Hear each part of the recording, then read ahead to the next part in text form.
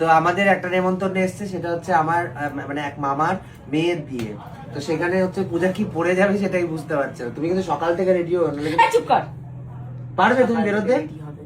মানে আমি মনে হচ্ছে 10 ঘন্টা মেকআপ করে তারপর যাবো। কটায় বেরোবে? আমি 4টায় বসলে 5টায় বেরোতে পারবো। আমার খুব বেশি হলেও শাড়ি পরতে রেডি হতে খুব বেশি হলেও 40 মিনিট লাগবে। কটায় বেরোবে বলেছে তোমার মা?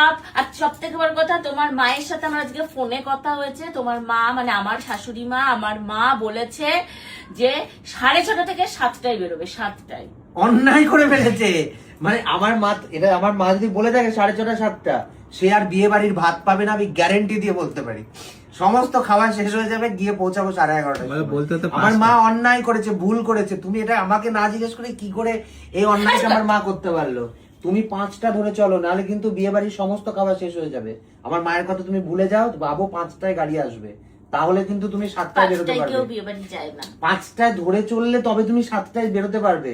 ঠিক আছে, নাহলে কোনোভাবে। আচ্ছা ভাই চুপ করো না, দেখা যাবে। তুমি 7টা ধরে চললে মিনিমাম 10:30টার আগে বাড়ি থেকে বেরোতে পারবে না। ঠিক আছে, আমি লিখে দিলাম। ঠিক আছে। যদি আমার মা যদি ভুল করে থাকে, তাহলে তাকে বাড়িতে ভাত রান্না করে খেতে হবে। যদি আমার মা তোমায় 6:30 বলে থাকে, ভাত রান্না করেই খাবে, যাও তুমি। মানে কালকে 11টায় বেরোবে বলে দুপুর 2টোর সময় বেরিয়েছে। নিজেই তো এসছো 12টা কততে, তাহলে আমি এসে বা করবোটা কি? তুমি তো রেডি। আমি যদি 11:11 দিয়ে আসতাম, তাহলে তখন আমি রেডি ছিলাম। না, কোনোদিন হতে পারে না এটা। স্বর্ণ আসবে, তারপর আমি শাড়ি জামা কাপড়টা পরবো, এটা আমি ওকে বারবার বলেছি। আরে এটা তো রংটা তো আগে বদলে নেবে। সব হয়ে গেছে, রং বদলাতেই লেগে যায়। সব হয়ে গেছিল আমার, এসেই তুমি তারপরে হচ্ছে ঘুটুর শুরু করেছো। শাড়িটা নিয়ে একবার এই আঁচলে, একবার এই আঁচলে। আরে না, তুমি ডিসাইড করে ফেলেছো যে তুমি একটা বেনারসি শাড়ি পরবে। ধরো তুমি ডিসাইড করছো একটা বেনারসি শাড়ি আমি পরবো, তাহলে তো মানুষেরা পরার পরে দেখে। পরার আগে ব্লাউজটা নিয়ে এই কাঁধে একবার শাড়ি, আবার এই কাঁধে একবার শাড়ি। এইটা ভালো লাগছে। মানে আগের দিন রাত্রিবেলা ধরো একটা 30 মিনিটের কনফ্রন্টেশন হয়ে গেল এটা নিয়ে, ফাইনাল হলো যে লাল রঙের বেনারসিটা পরছে।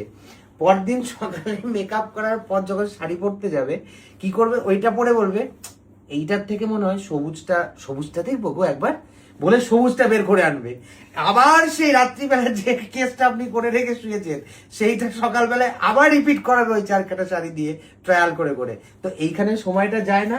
আগের দিন রাত্রিবেলা তুমি যদি ডিসাইড করেই রাখো যে আমি এই শাড়িটা পরবো, আবার পরের দিন সেটা নিয়ে টানাটানি করার কি দরকার? ঠিক আছে, তোমাকে সেটা ভাবতে হবে না, আমার থেকেও বেশি তুমি করো এইসব। কোনোদিন আমি করি না। আমি তো হাতের সামনে যা পাই তাই পরে চলে যাই। যা পাই তাই পরে চলে যাই। আর আমার তো এত 5 রকমের এদিক ওদিক করার ব্যাপার নেই। কালকে আমরা যেখানে যাওয়ার কথা ছিল, আগের দিন রাত্রিবেলায় রাত্রি 2টো পর্যন্ত ভিডিও কলে বসিয়ে রেখেছে কোন শাড়িটা পরবে সেটা সিলেকশন হয়ে গেল। পরের দিন সকালবেলায় আবার যখন এসেছি, আবার ওই প্রথম রাউন্ড থেকে শুরু হয়েছে।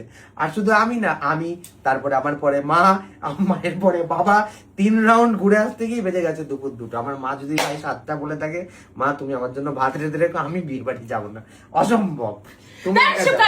তুমি একা যাও, আমি যাবো না। ভালো আছে, 7টায় যাবে।